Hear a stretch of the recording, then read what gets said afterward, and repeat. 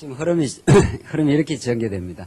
서장에서 기독교 윤리학 정립의 중요성, 그러나 혼란함 현재 문제가 있다는 거죠. 문제가 있다. 그래서 기독교 윤리학을 접근하는 우리 생활 전반을 신학적으로 이해하는 새로운 관점의 도입이 절실하게 필요하다.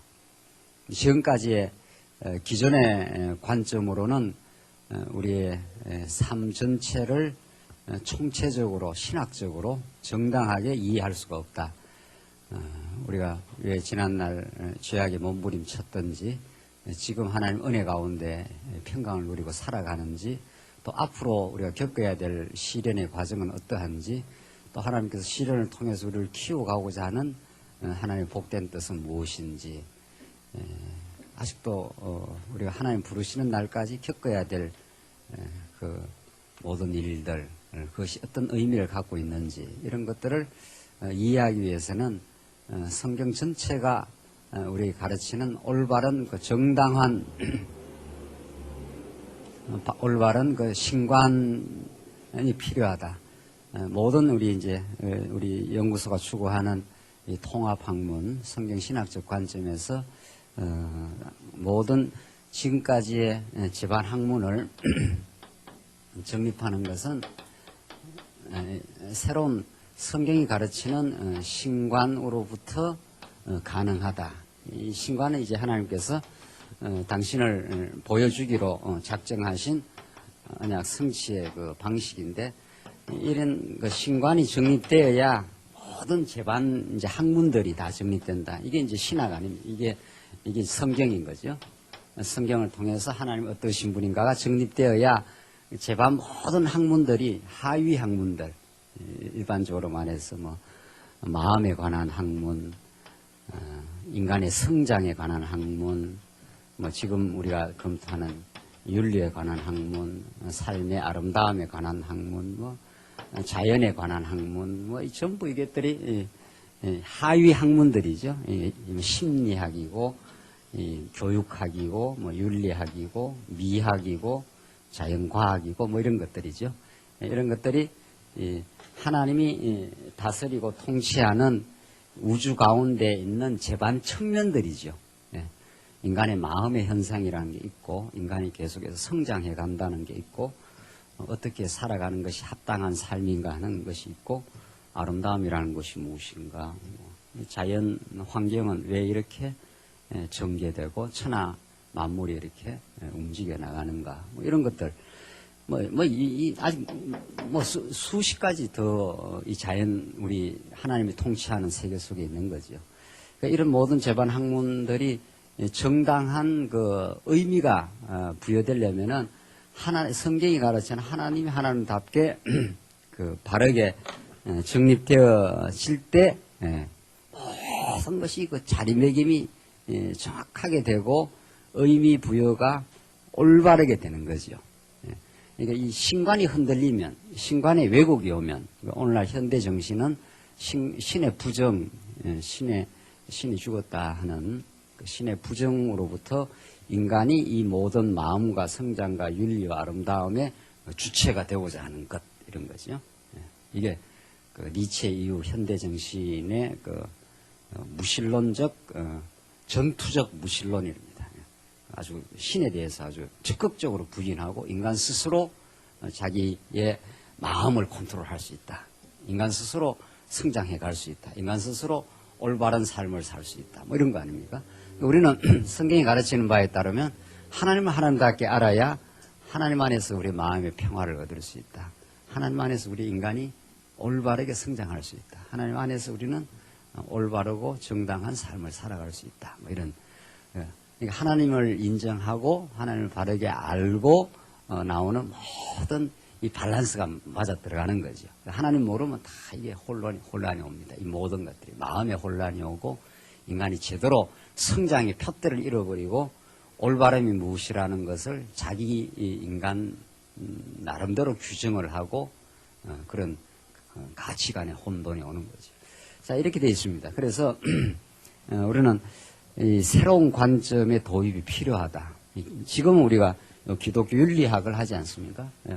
기독교 윤리학을 요걸 하지만 뭐 언젠가 기독교 심리학을 한다, 기독교 교육학을 한다 이렇게 했을 때도 다 똑같아요. 이 모든 게 지금 아주 중요한 기독교 윤리학도 문제 상황이다 이런 뜻입니다. 그러니까 문제가 되고 있다, 정리가 안 되고 있다 이런 뜻이죠. 그래서 이걸 정당하게 정립을 하려면은 새로운 관점의 도입이 필요하다 이렇게 돼 있어요. 그래서 우리가 성경신학이라는 그 성경을 정당하고 올바르게 이해해 가는 것이 기독교 윤리학을 이해하는 데도 얼마나 중요한가 하는 것을 이 책이 증명을 해 간 거죠. 이 책이 이걸 하나 증명했다면 나머지도 어떻게 되게 될 겁니까? 나머지도 다 그렇게 될 겁니다. 다 하나님이 하나님답게 제대로 알고 나면은 인간의 마음의 문제를 정당하게 정립을 할 수 있는, 인간의 마음이 얼마나 혼란스럽고 마음이 닫혀 있고 마음이 힘들어하고 갈등을 느끼고 고통을 받고 하는 이 모든 문제가 이렇게 거슬러 올라가면은 하나님을 하나님답게 깊이 있고 바르게 알지 못하는 거로부터 그렇게 기인합니다. 그래서 지금 이제 윤리학을 다루고 있지만 다른 모든 학문도 그러하다는 거예요. 그래서 이 언약 성취라는 이 틀에 의해서 하나님을 제대로 알 때 모든 마음의 회복이 생깁니다. 인간은 절대로 하나님을 알지 않으면 마음의 회복이 안 됩니다. 그러니까 이 마음 하나를 회복해 보려고 불교 같은 데는 팔만대장경 전체를 묶어서 한 단어로 요약하라 하면 그 마음 심자, 마음 하나를 인간 자기 마음을 인식하고 마음을 평화롭게 하고 그 마음을 올바르게 쓰는 그런 도리를 찾아보려고 그렇게 수많은 사람들이 몸부림치지만 안 돼요. 이 마음의 실체를 잡을 수가 없고 병든 마음을 치유할 길이 없고 불안하고 염려한 마음을 담대하고 든든한 마음으로 세워갈 길이 없습니다. 그래서 하나님을 알아야 이 마음이 정리가 된다는. 근데 이게 다 연결이 돼요. 마음과 성장과 윤리와 아름다움과 자연이 이렇게 쫙 연결이 돼요. 이게 나중에 되면은. 그래서 이게 모든 게 하나님 중심으로 이렇게 통합된다. 뭐 이런 뜻이. 이 통합학문이라는 게 이게 다 하나님을 바르게 알면 이 모든 것들의 질서가 생기고 또 그 관계의 양상이 이렇게 자리매김하면서 쫙 연결이 됩니다. 학문적으로 말하면 이래요. 성경을 배워보면 이게 다 그렇게 정리되도록 그렇게 전개돼 갑니다. 정리되도록. 하나님을 하나님답게 알면 염려하고 불안한 마음이 든든하고 담대하게 되죠. 그 마음이 회복이 돼요. 염려가 많고 조급하고 막 이런 사람이 하나님의 그 능력과 자비하심을 알면 뭐 염려할 거 없지 뭐. 하나님 나와 함께 하시는데 이렇게 하면 마음이 든든해져요. 틀림없어요. 여러 가지 상처 속에서 괴로워하고 원망하고 이런 사람이 그리스도를 만나고 하나님을 알면 하나님께서 나를 더 좋게 하시려고 그랬지. 이러면 그 상처가 회복이 된다니까요. 상처 회복 능력이 빨라요. 그 사람이 마음의 상처를 받은 게 오래 갑니다. 우리 여성 동지들은 더 오래 가더라고요. 더 오래 가요. 옛날 캐캐무음까지 다 기억하고 그게 상처가 깊다 이런 뜻이거든요. 그런 것들이 전부 하나님의 복음을 만나면 이렇게 회복이 돼요. 그 회복이 돼야 성장이 됩니다. 그 회복 안 되면 성장 안 됩니다. 상처가 깊으면요, 육체에 상처가 나면은 그게 절름절름하기 때문에, 아프기 때문에 성장이 잘 안 돼요. 그 회복이 돼야 성장할 수 있어요. 괜찮아. 이런 거죠. 요새 그렇게 형들로부터 이루 말할 수 없는 고통을 받았는데 그게 하나님이 더 형통케 하려고 그랬구나. 나를 성장시키려고 그랬구나. 이렇게 그걸 이렇게 깨닫게 되죠. 그러니까 성장하죠. 성장하는 사람에게 윤리가 나옵니다. 그렇잖아요. 고린도전서 같은 게 그런 거예요. 양육, 무장, 투쟁 이렇게 가잖아요. 이게 로마서에서 칭이 하나님 무조건 의롭다 해준 거거든요. 내 사랑하는 자녀야. 무조건 우리 애들 사랑하지 않습니까? 성장 과정에서 고린도의 전후서가 미숙한 과정이거든요. 미숙한 과정. 미숙해도 자녀예요. 따지고 보면 미숙할수록 더 안타까운 자녀지요. 미숙해도, 미숙하면은 어떤 징후가 생기는가 하면은 갈등한다, 이렇게 돼 있어요. 미숙하면. 갈등은 우리 삶의 보편 현상인데, 우리가 그만큼 미숙하다는 건데, 갈등은 죽는 날까지 안 없어집니다, 절대로. 그 갈등을 통해서 그리스도를 배워가도록 하나님께 만들어놨죠. 죄인이기 때문에 또 기독교 교육학적 관점에서 미숙하기 때문에 갈등합니다. 자기가 이렇게 크게 성숙하면 갈등이 훨씬 줄어듭니다. 훨씬 줄어듭니다. 미숙하기 때문에 계속 자기중심적으로 삶을 이해하고 다른 사람을 이해하고 하기 때문에 자기중심적이기 때문에 다른 사람을 깊이 이해하지 못하니까 갈등이 생기는 거 아닙니까? 그래서 이 갈등의 과정, 이 성숙의 그 과정을 고린도전후서가 보여주는 거거든요. 그래서 하나님께서 다시 복음을 깨닫게 해서 성숙해 하도록 하면은 내가 어린아이 때는 어린아이와 생각하는 거나 행동하는 것이 어린아이와 같았다가 이제는 그 어린아이 때를 벗어노라. 고린도전 13장에 그러잖아요. 그 어린아이와 성숙의 그 과정을 고린도전서가 설명을 해요. 그래서 이 미숙할 때 분열하고 송사라는 건 남이 잘못했다 이 말이거든요. 그 시각이 남이 자기가 얼마나 잘못되어 있다는 걸 보는 눈이 없는 거죠. 자기가 하나님 앞에 이루 말할 수 없이 잘못된 인생인데 그걸 깊이 통찰하게 되면 다른 사람이 잘못을 넘어갑니다.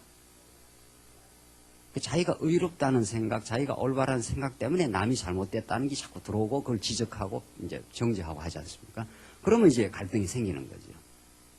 그래서 고린도전 후서에서 미숙한 상태에서는 성숙한 윤리가 안 나오죠. 그게 자연스러운 겁니다. 미숙하면 미숙한 행동이 나오는 거죠. 그러니까 마음이 회복이 되고 마음이 든든해지고 점점 미숙한 상태에서 그리스도를 깊이 알아 그리스도의 그 십자가의 도와 부활의 진리와 그리스도 안에 우리가 하나 되어 우리를 성장시킨 하나님의 은혜를 깊이 깨달으면 나오게 돼 있죠. 이게 윤리라는 거는 어떻게 해라라고 규범적으로 강조해서 되는 게 아니라는 거죠. 그건 자기가 성숙하면은 빛을 받으면 빛이 이렇게 비치듯이 아주 자연 발생적으로 되는 거죠. 좋은 그 양식을 먹으면 든든해서 힘이 솟듯이 그리스도의 그 풍성한 은혜를 접한 영혼은 그렇게 되게 돼 있다 이 말입니다. 그러니까 윤리라는 건 하려고 그게 이제 포도나무 비유 아닙니까? 그 유명한.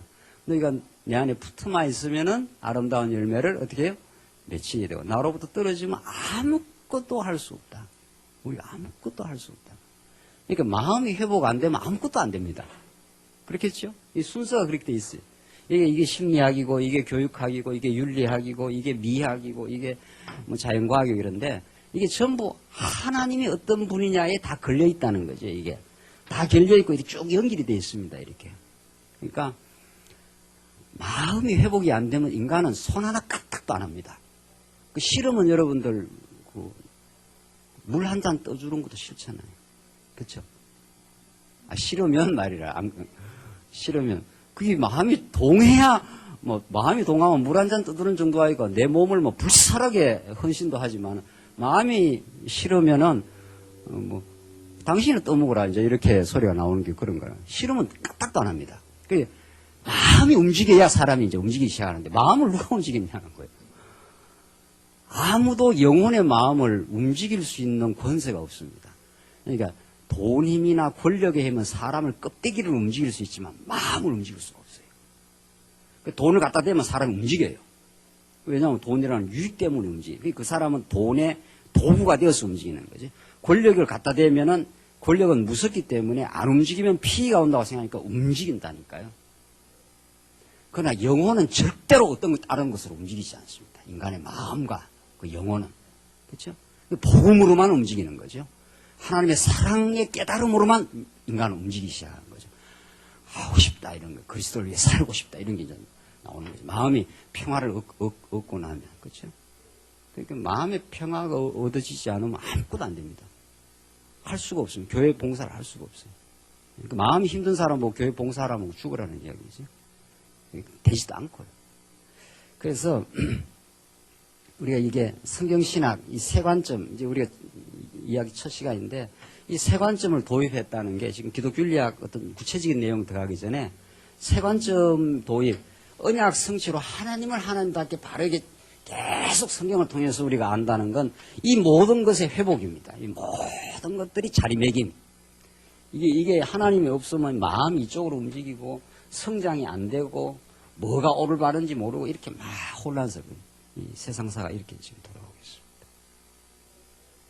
그런데 하나님이 하나님 자리에 계심을 그 원래의 하나님의 위대한 영광에 그 하나님의 그 자리에서 좌정하고 계시고 온 우주를 통치하고 계신다는 걸 깨달으면 마음의 평화가 오고 마음의 회복이 생기는 거죠. 인간이 마음이 회복이 돼야 뭐가 될 거 아니에요. 마음이 다쳤거나 마음이 닫혀있거나 하면 안 움직입니다, 사람이. 그 마음이 회복되고 마음에 평화가 오고 기쁨이 넘치면은 성장하게 하지 않습니까? 그 마음이 든든한 사람은 든든해져 가면은 어려움이 와도 그 환란이 오면은 환란을 하나님께 나를 인내케 하려고 하나님께서 그랬구나 하는 마음의 깨달음이 있는 거죠. 그러니까 성장이 되는 거죠. 그렇죠? 하나님께서 그렇게 하신다.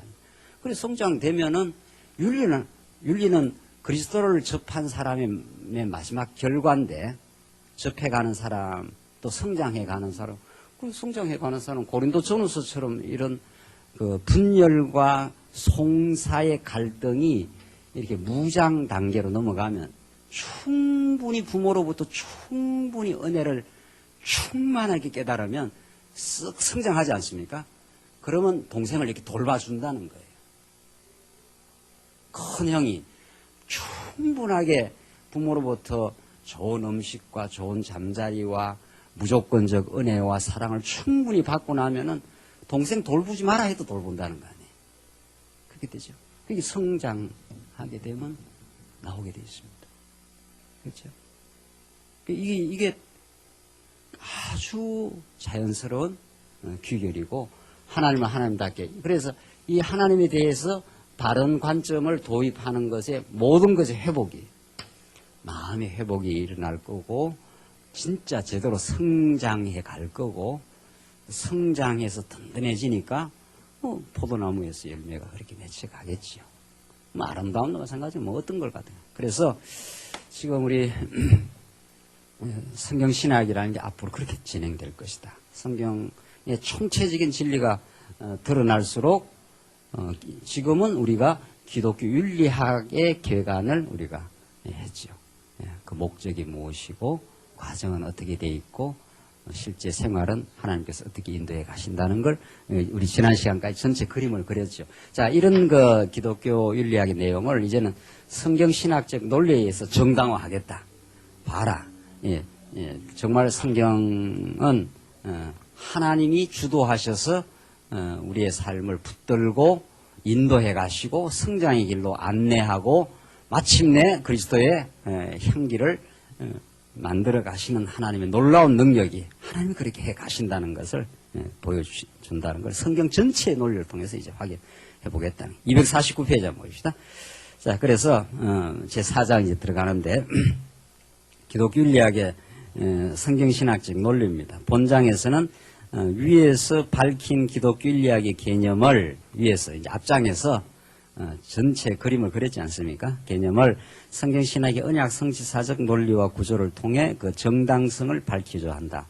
그러니까 언약 성취사적 논리와 구조를 통해서 이 성경이라는 게 언약 성취사적 이렇게 논리로 쭉 되어 있으니까 이 흐름을 쭉 밝혀 나가면은 이 윤리의 문제가 정돈이 돼 간다.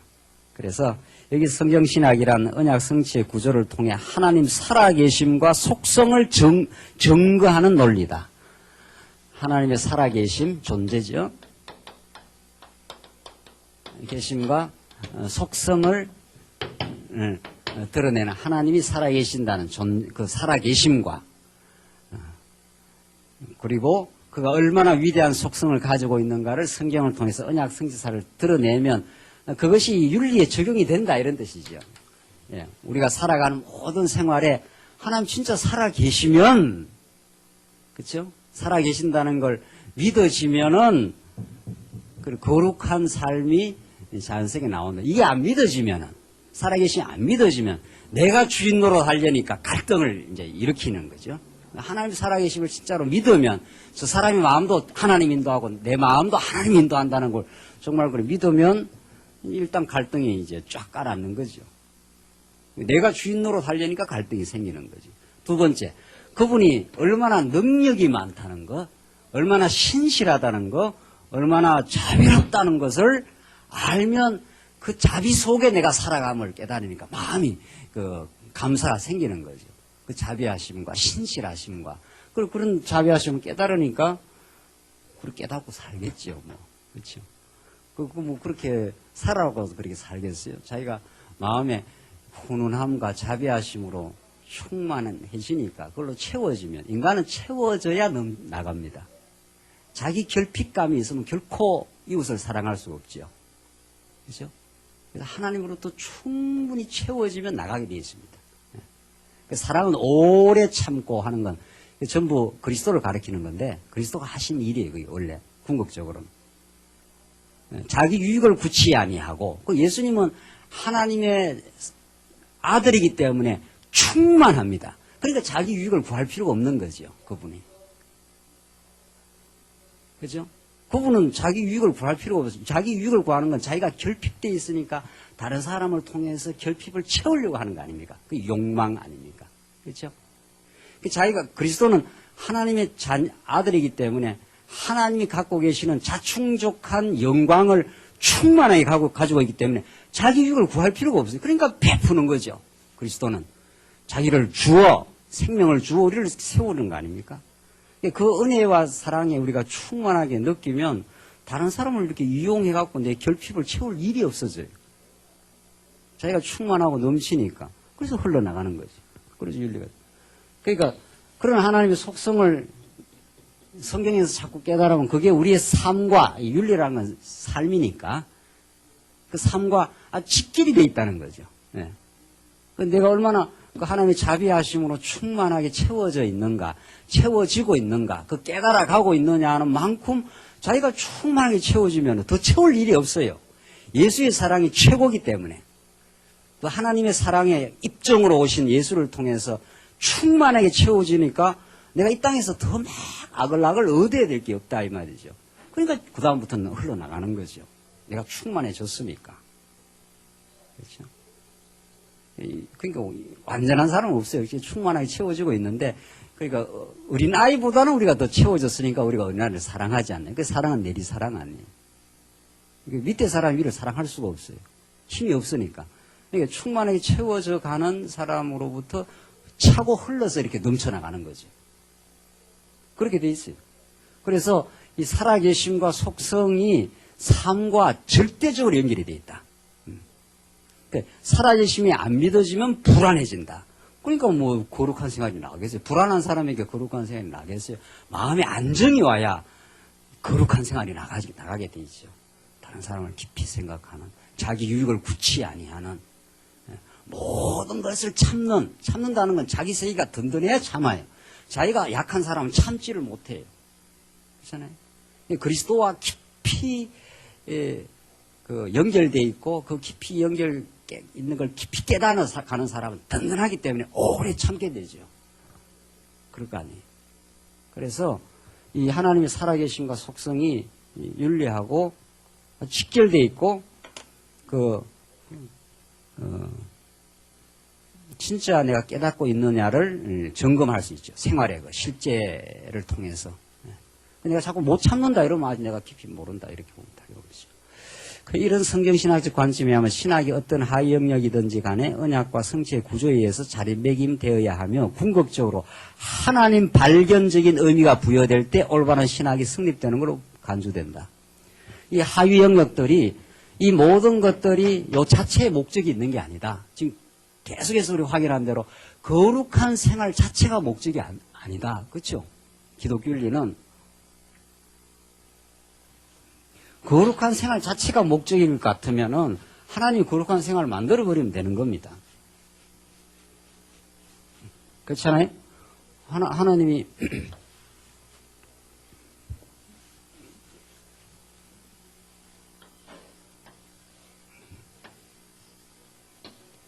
애굽에서 갈대우르에서 건져내가지고 여기서 가나안 땅에서 하나님을 경외하고 그렇게 살도록 하는 게 경외하는 것 자체가 목적이라면은 여기서 데려와서 여기서 경외하도록 하나님 만들어버리면 되잖아요.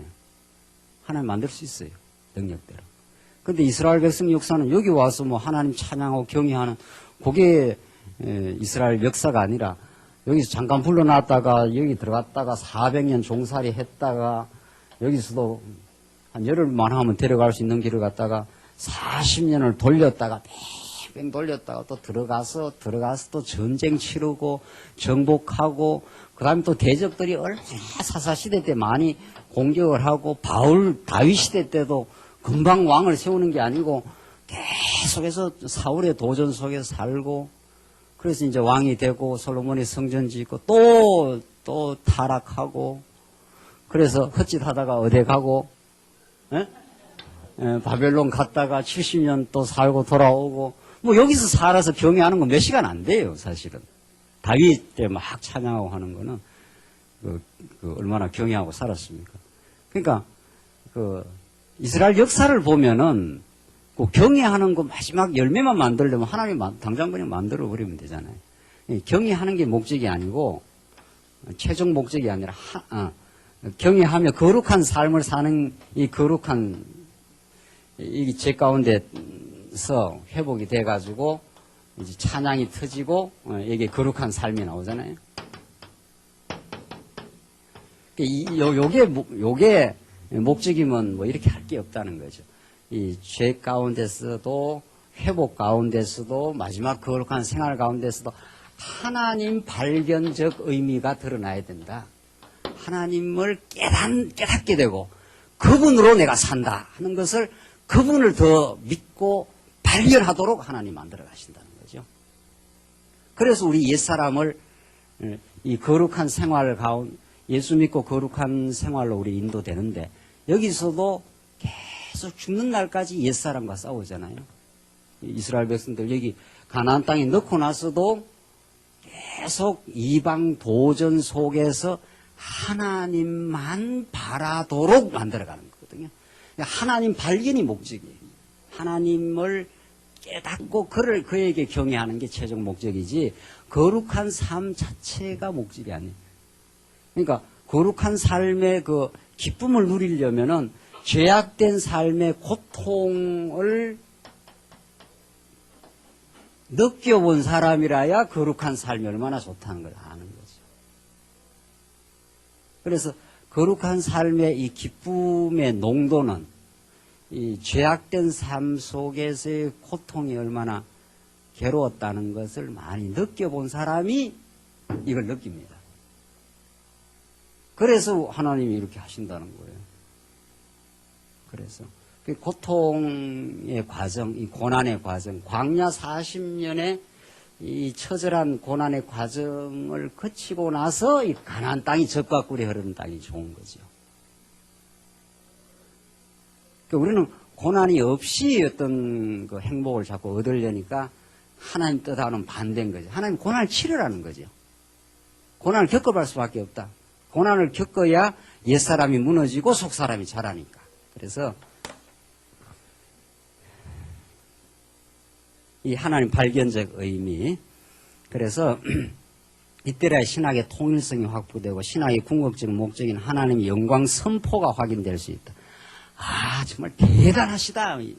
정말 하나님 정말 이 우주를 통치하시고 살아계시다. 그는 정말 주권적이시다. 전능하시다.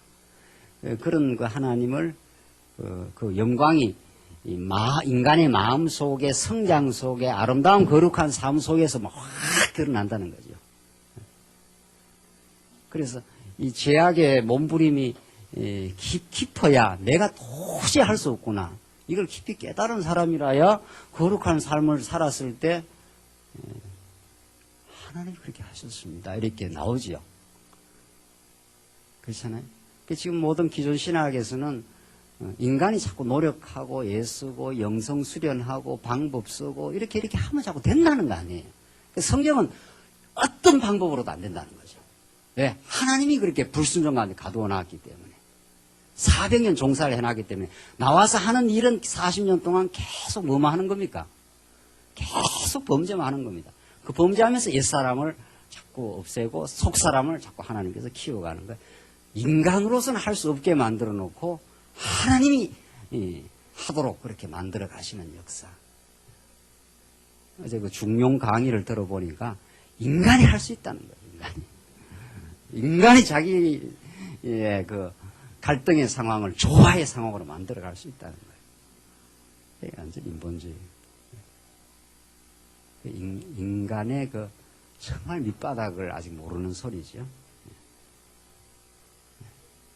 성경은 전부 하나님이 가두어 놔서 400년 종사를 시켰는데 뭔 수로 저 인생들이 하나님을 경외하고 하나님을 경외해야 이웃을 사랑하거든요. 하나님의 은혜를 깨닫고 하나님 최고입니다 하는 그 경외하는 그 찬양과 기쁨, 그것이 이웃을 사랑하는 힘이 된다 말이에요. 찬양과 감사가 없는 사람은 그 이웃을 사랑할 힘이 없는 거 아니에요. 찬양 감사 없다는 거 원망과 불평이 있다는 거니까. 짜증이 많은데 어떻게 이웃을 사랑을 하겠어요? 안 되는 거지 그게. 그런데 얼마나 죄악과 고통 속에서 헤매이게 살게 했다가 하나님의 전적인 은혜로 400년 종살이에서 건져내니까 그제서야 그 찬양이 터지지 않습니까? 찬양과 감사가 우리의 삶에 진짜 든든한 기쁨이 되고 세상으로 내가 행복을 얻으려고 하지 않고, 그렇죠? 하나님 우리한테 최고 아닙니까? 예수가 우리의 전부 아닙니까? 그러니까 그분의 사랑 안에서 내 인생이 최고의 인생이 된 거 아닙니까? 그걸 깨달으니까 이렇게 했으면 좋겠다, 저렇게 했으면 좋겠다, 왜 그렇게 하느냐 이런 말이 없어져 가는 거죠. 괜찮아. 내 인생 충분해. 뭘 안 해도 행복해. 이대로 죽어도 괜찮아. 여한이 없어. 뭐 이런 말들이 그래서 나오는 거죠. 비교 같은 거 안 해. 이렇게 되는 거죠. 당신, 저 사람은 이런데 왜 나는 이럴까? 이게 전부 아직도 이게 얼마나 그 힘든 마음들입니다. 마음이 회복이 안 됐어요. 그 사람과 나를 끊임없이 비교해서 자기의 그 어떤 그 정당성을, 우월성을 확인하려고 하는 게 굉장히 그 좁은 마음, 그 힘든 마음을 상징해요. 근데 하나님의 사랑을 깨달으면 그런 게 없어요. 다른 사람하고 비교할 일이 없어졌어요. 다른 사람하고 비교할 일이 없다니까요. 내대로가 절대적인 은총과 축복 속에서 내 인생이 있다고 믿어지니까 뭐 다른 사람이 뭐 잘 살든 뭐 잘하든 뭐 하나님께서 그렇게 잘하게 하시는 거라고. 그렇게 될 거 아니에요? 진짜로 그렇게 되는 게 중요해요. 네, 진짜로 우리가 성경신학에 하나님을 진짜로 깨달으면 그렇게 내가 얼마나 가정되고 망가진 인생이었는가, 과거에 400년 종살이 했던 인생인가, 나와서 하는 것마다 금송아지 찾았던 그런 인생인가, 그를 그리스도 안에서 언약대로 의롭다 하시고 나를 새로운 인생으로 붙들어 줬으니까, 그래서 자기 인생이 든든하니까 뭐 모든 게 다 든든해지는 거죠. 그래서 하나님의 영광 선포라는 게 그렇게도 중요합니다. 하나님의 무한한 영광이 내 삶에서 한 번도 떠난 적이 없다. 그거 아닙니까? 내가 몸부림치는 그 세월 가운데도 하나님의 계획 가운데, 하나님의 계획된 뜻 가운데 나를 예수 안으로 끌고 오시려는, 예수 안에서 정말 그 기쁨을 누리게 하시려고 하나님의 의에 줄이고 목마름을 제 가운데서 몸부림치는 세월가 주셨다. 죄의 몸부림을 쳤기 때문에 의에 줄이고 목마르지 않습니까? 죄의 몸부림이 없는 사람이 뭐 의를 자기가 의롭다고 생각하는 사람은 뭐 그리스도의 의를 안 추구할 거 아니에요. 자기가 죄에서 몸부림을 쳐봤기 때문에 그리스도의 의에 줄이고 목마름으로 사는 거죠. 그래서 이런 맥락에서 성경신학 기독균리학은 성도 생활의 전반을 통해 언약대로 성취하시는 하나님의 영광이 드러남을 목적으로 삼을 뿐 아니라 더 나아가 거룩한 성도 생활을 통하여 하나님이 살아계심을 구체적으로 증명하는 논리를 제공할 것이다. 거룩한 생활이 이렇게 우리에게 드러나면 드러날수록 야, 이건 정말 하나님이 살아계신다. 이런 그 논리를 증명해야 한다. 우리가 조금이라도 교회에서 거룩한 생활이라는 건 행복하고 즐겁고 평화로운 삶이 거룩한 생활이죠.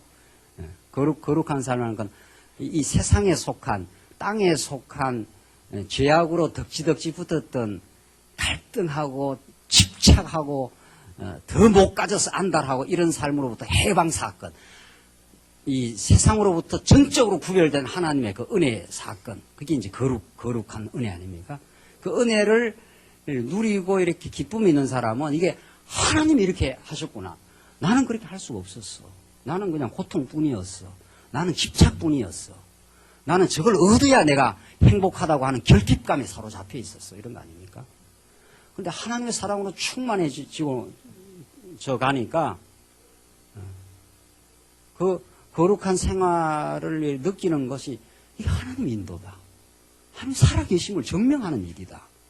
이것처럼 하나님 살아있다는 걸 나와 함께 했다는 것을 확인할 길이 없다. 우리는.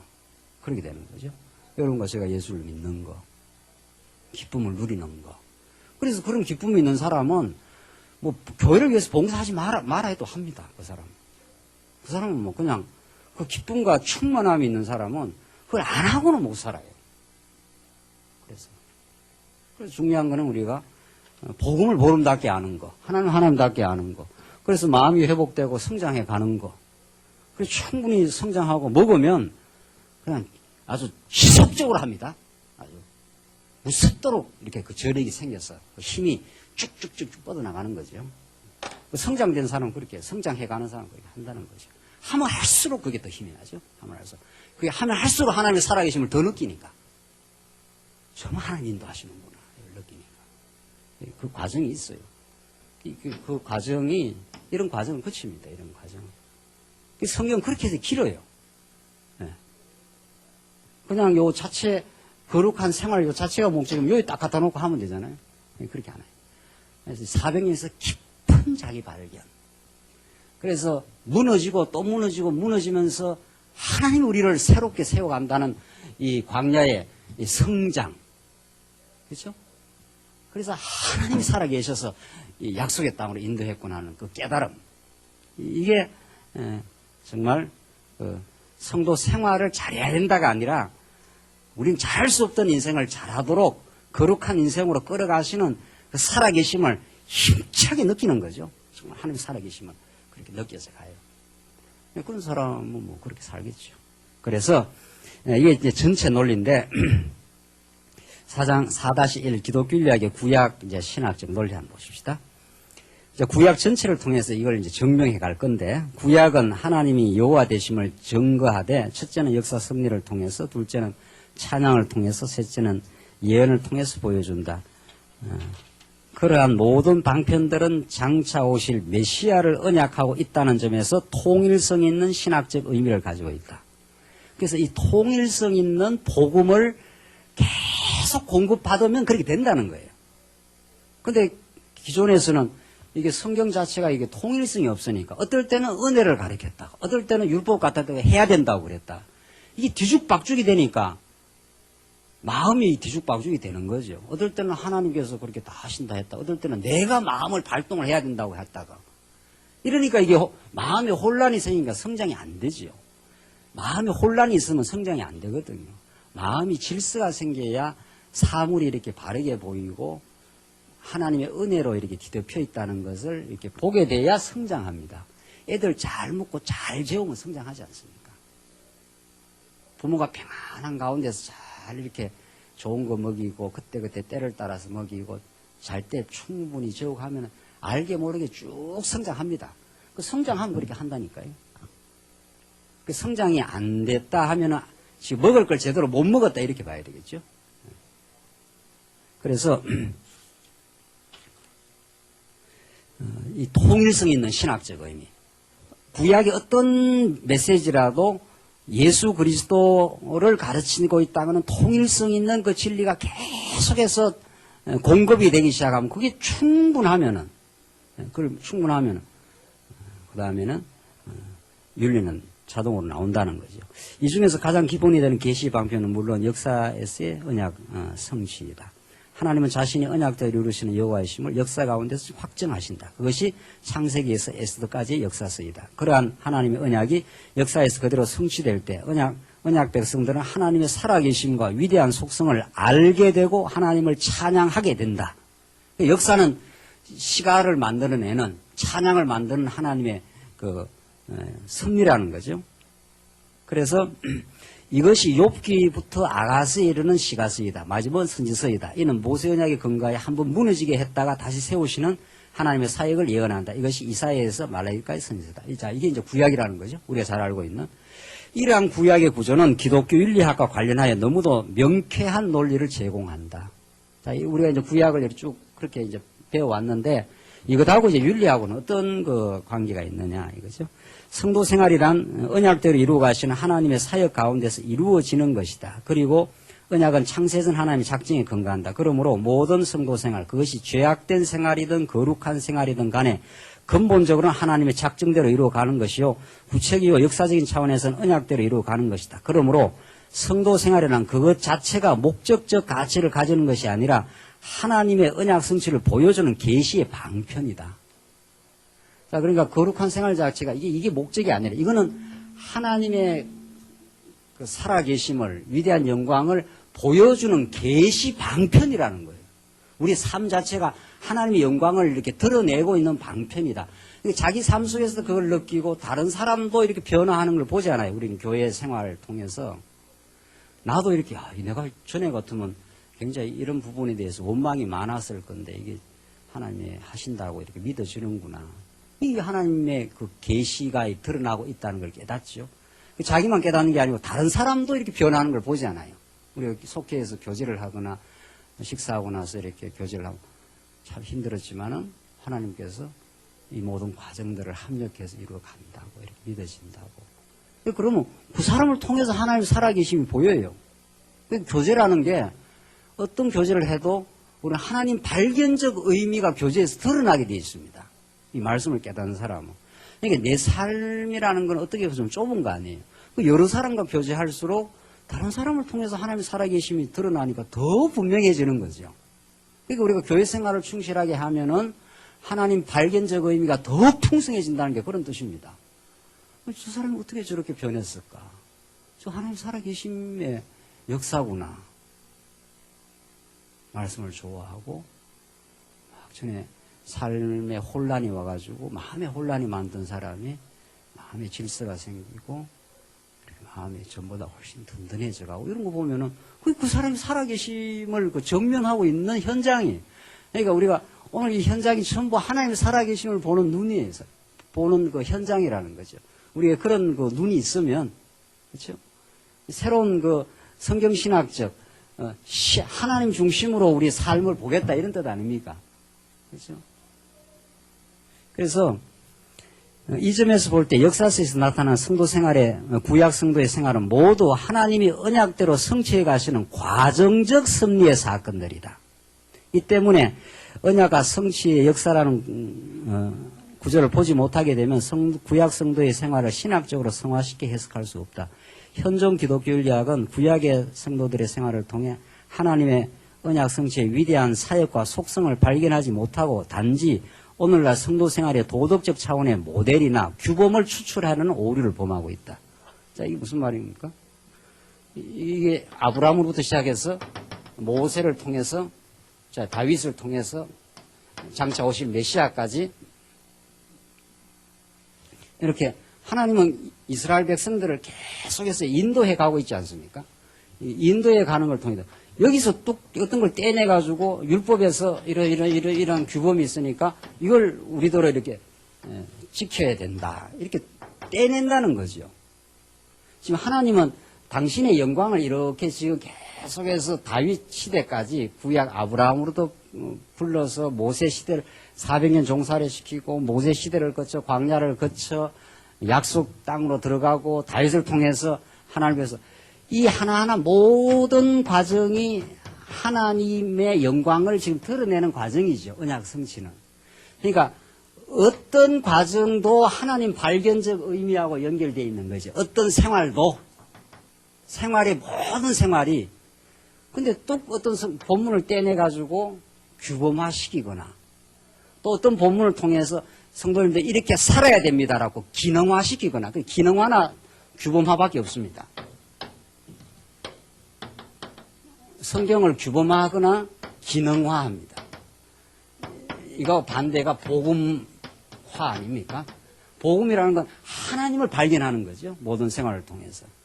그러니까 우리는 뭘 통해서도 하나님을 발견할 수 있어요. 뭘 통해서도. 성경은 복음의 메시지니까. 하나님이 어떤 분인가를 지금 가르쳐 주려고 우리 지금 과정을 거치고 있는 것 뿐이거든요. 이 과정을.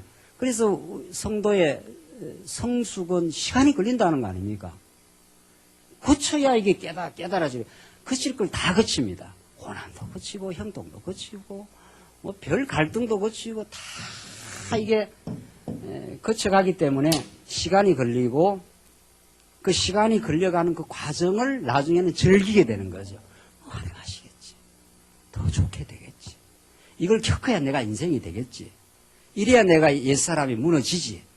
그리고 새 사람이 성장하지. 그런데 이런 하나님 배움, 하나님 발견적 의미를 구체적인 생활에서 못 느끼면 이래 살아야 된다. 그리고 일을 해야 된다. 이렇게 자꾸 된단 말이죠. 이렇게 사는 거라든가 일은 결과로 나와요. 성장하면 나온다니까요. 계속 하나님 발견의 그 의미를 여러분도 오늘 이 시간에 잠깐 일이 하지만 집에 가서 혹은 뭐 직장에 가서 계속 생활을 하지 않습니까? 계속. 그 모든 생활이 하나님의 뭘 의지하지 않으면 안 되도록 하나님을 배워가도록 그렇게 삶이 구조화되어 있습니다. 이미. 예수 믿고 나서는. 모든 게. 그런데 그런 그 복음의 깨달음이 없으면 모여서 뭐 일하자라든가 뭐 이렇게 저렇게 해야 된다라든가 자꾸 그러면 이제 힘들어져요. 우리 신앙생활이.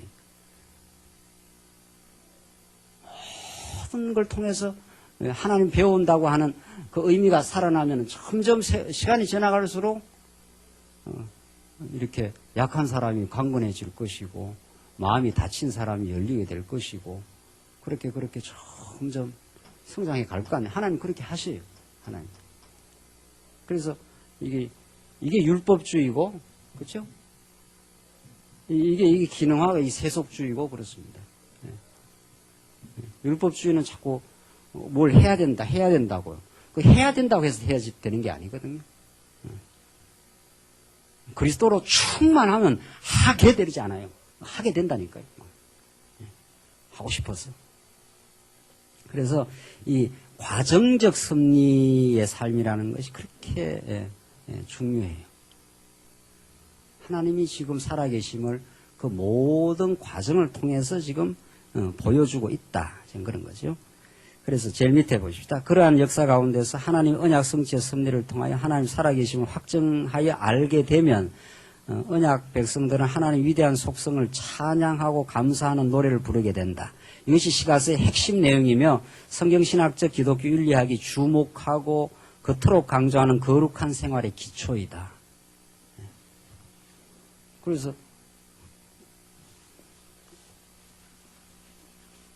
이게 역사서고, 이 역사서 전부고, 이게 이제 시가서 아닙니까? 욥, 시편, 잠언, 전도, 아가, 이어서 막 하나님에 대한 찬양이 이 역사를 통해서 하나님이 언약대로 그 위대한 영광을 보여주고 아무리 죄악 가운데 허덕여도 하나님이 신실하게 인도해 가니까 여수도 막 터져 나오지 않나요?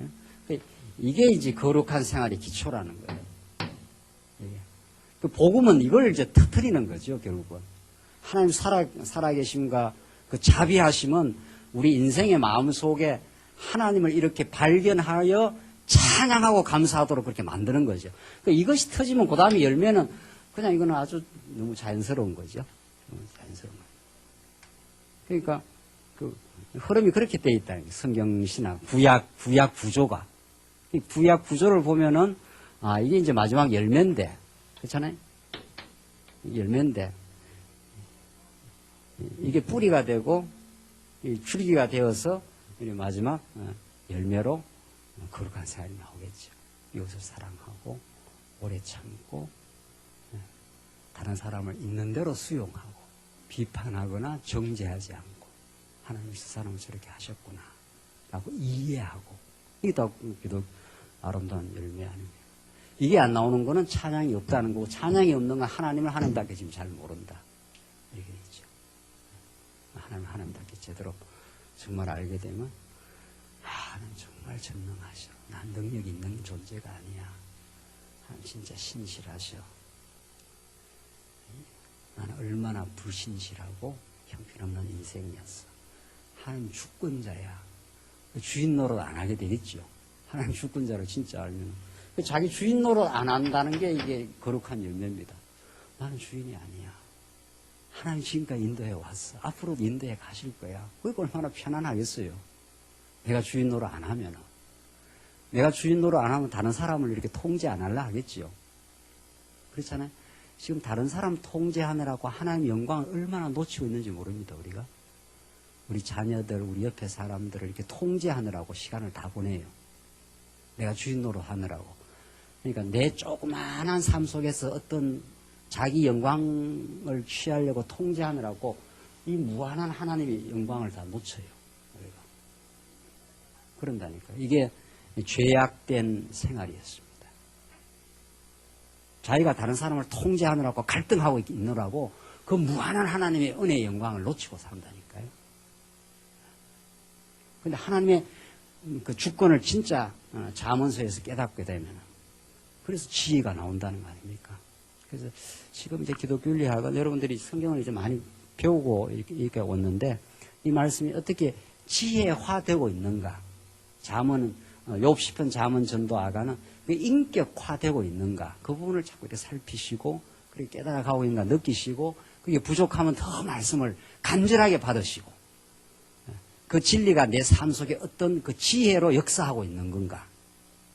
그런 것들을 충분히 이제 사색하고 생각하고 다른 사람과 관계를 통해서 깨닫고 구체적으로 관계를 통해 드러나요. 내가 다른 사람을 주인으로 하고 있는지 안 하고 있는지. 그렇잖아요. 하나님의 종으로 이렇게 살아가면은 자기 평안에 있는 사람은 다른 사람을 통제 안 합니다. 절대로. 안 하게 되겠죠. 그러니까 평화를 누리죠. 다른 사람을 섞이려고 다른 사람이 정말 필요한 것을 채워주어 그 사람을 세우려고 하지 그 사람을 이렇게 통제하거나 장악하거나 이래 안 하겠죠. 모든 세속주의는 지배하고 장악하는 거 아니에요. 하나님과 같이 되고자 하는 것. 그러니까 하나님이 얼마나 위대하고 크신 분, 그가 얼마나 주권을 갖고 있는가를 깨달으면은 그런 그 마음의 평화를 누리고 정말 자기 마음의 평화가 있으니까 진정으로 이제 섬기게 돼요. 이거는 이제 거룩한 삶이 섬긴다, 이해한다, 수용한다, 뭐 그런 거 아닙니까? 이게 전부. 마음에 기쁨이 있다, 희락, 평화, 사랑, 섬김, 온유, 오래 참음, 그런 거죠. 당신이 주인이니까 그 주인이 나를 지금 키우기 위해서 과정을 거치고 있겠지요. 지금 거쳐야 될 거 꼭 거쳐야 되겠죠. 지금 거치는 걸 피하려고 하는 게 아니고 빨리 넘어가려고 하는 게 이게 나를 지금 깎아내고 있는 중이다. 그래서 환난은 인내는 뭐랍니까? 연단은 어떻게 해요? 소망을. 이 공식적으로 애우는 게 아니고 이게 우리 삶 전부 다예요. 하나님의 영광을 보고 기뻐하고 그와 화평을 누리자. 5장 1절에서 그 하나님 안에서 은혜를 깨닫고 하나님과 평화를 누리자 해놓고는 그 영광을 누리는 삶이 환난과 인내와 연단과 소망으로 그런 과정을 간다고 5장 1절이 그렇게 돼 있어요. 로마서 5장 1절이. 그 하나님 은혜의 영광을 누리면 뭐 모든 게 우리 삶 속에 시련도 없고 고난이 없는 게 아니고 환난이 온다는 거예요. 이스라엘 백성들 애굽에서 건져내면서부터 40년 환난을 거치지 않습니까? 그런데 환난을 안 거치려는 마음이 이게 도둑놈 심보지요.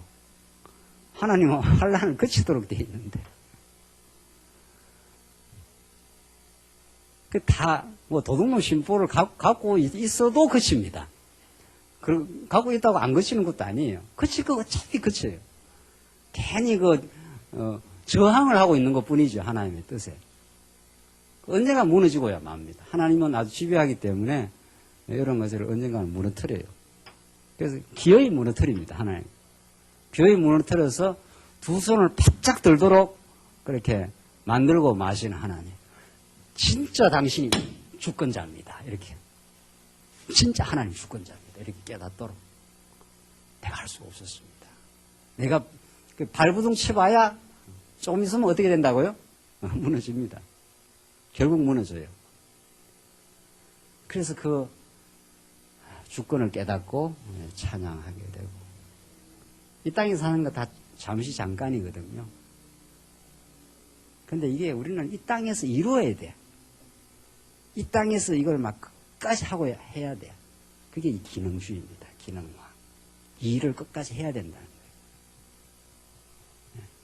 하나님 일을 시키려면 우리 중국 선교, 인도 선교 안 가도 다